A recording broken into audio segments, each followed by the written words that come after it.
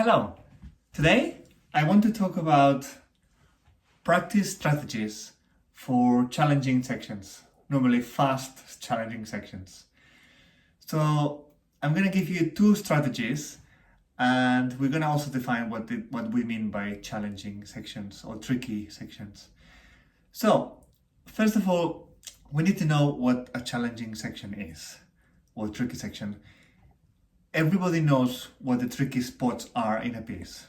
If you don't know, if you're not sure about it, there are a few things you can do. First, ask your teacher, which section shall I work on specifically? Also, they need to be very short, okay? Not one page, not even a few bars, just very, very short and easy to manage. If you don't know, if you ask your teacher and you don't have a good answer yet, you can just think about which sections would I be worried to play in front of somebody, because those will be the ones that probably are trickier. If still not sure, record yourself. Just do a video recording of you playing and just check which bits you're still stopping or they're not as good as you thought they were.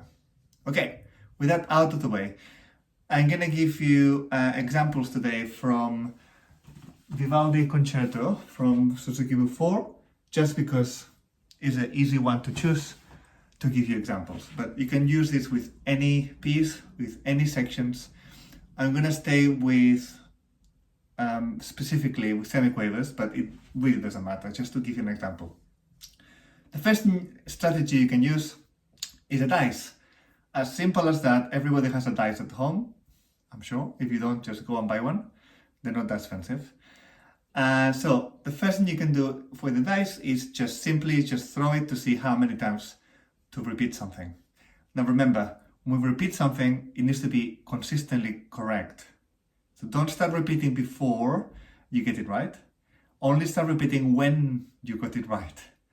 Okay? So first you get it right and then you throw it, and you must do that many times correctly in a row.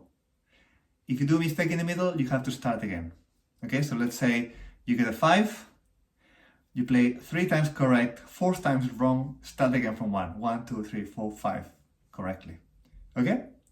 Another way you can use the dice is if you have too many small sections to practice, number them 1, 2, 3, 4, 5, 6 sections, for example. Throw the dice and see which, and that will be the passage you're gonna work on first. And then you throw it again, and then you do another passage, and you can do 5 times on each one, something like that. Many more ways of using dice. We'll keep going back to this. Now, I'm gonna choose one particular spot in this Vivaldi A Minor that is very difficult for most people, because it's probably the most challenging section. It doesn't mean that for you might not be the most challenging, but this is one of them. So, is this section.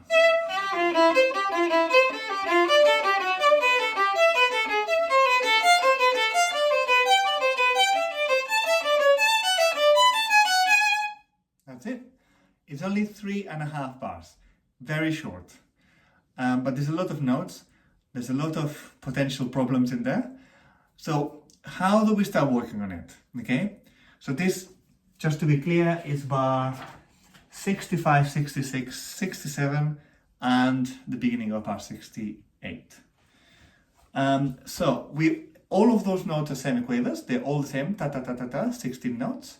Now, we have bowings. First thing we do, we get rid of the bowings. Everything without bowings.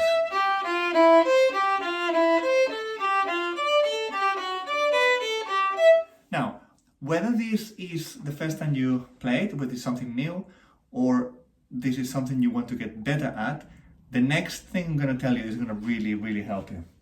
And this is thinking of it like Lego pieces.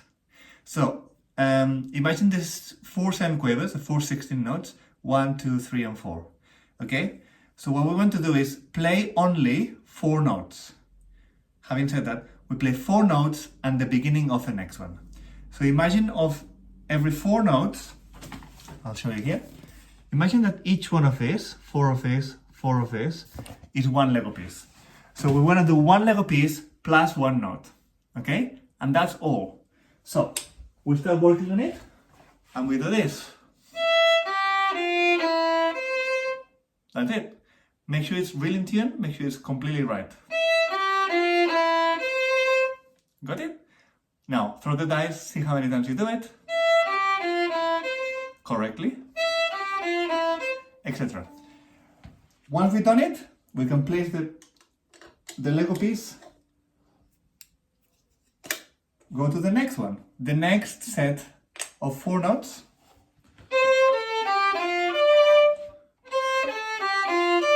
Plus 1 note,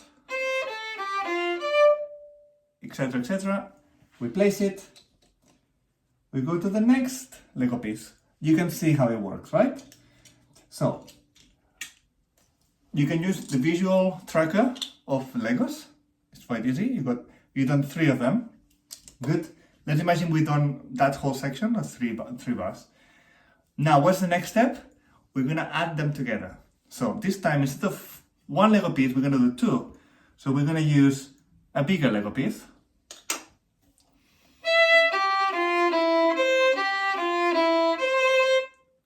That's it, again. Okay, so that goes on top. Put it on top of the other one, so it's getting stable. You can see how we are building something that's going to be stronger. Now, this is where it gets interesting. For the next 2, we're not going to jump to the next 2 bars. We're going to do the second and the third one. So, if this was the Lego, yes, we did this one. Yes, this was the next one. The next one we're going to do is this one. Okay? So, Lego number 2 and Lego number 3. So, we did this. Now we start from the second one.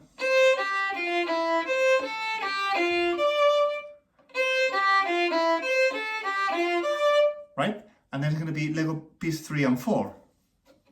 I'm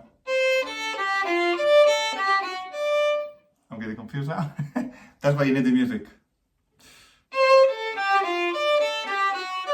It was correct. Now you can see how that works. You can do the same with 3 Lego pieces, but always start 1 Lego piece away from each other. By doing that, we're going to create a really great, solid, stable area.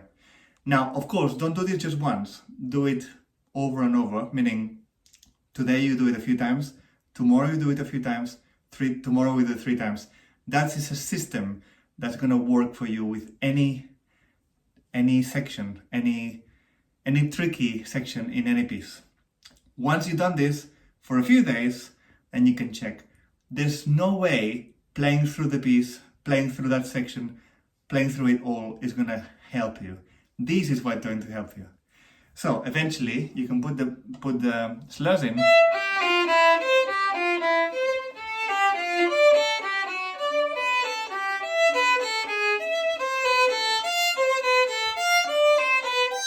And you see, I'm still playing it slowly enough to make sure that it's going to be correct.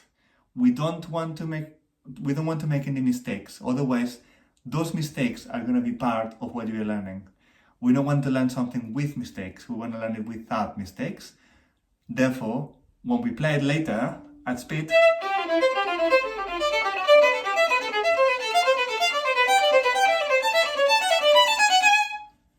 as you can see, my fingers and my bow, they know exactly what to do. I don't have to keep thinking about, what's the next thing to do? How is it going to be in tune? It's automatic, only because we have built that Lego wall together. So, remember, dice and Lego. That's your strategies for today. Enjoy!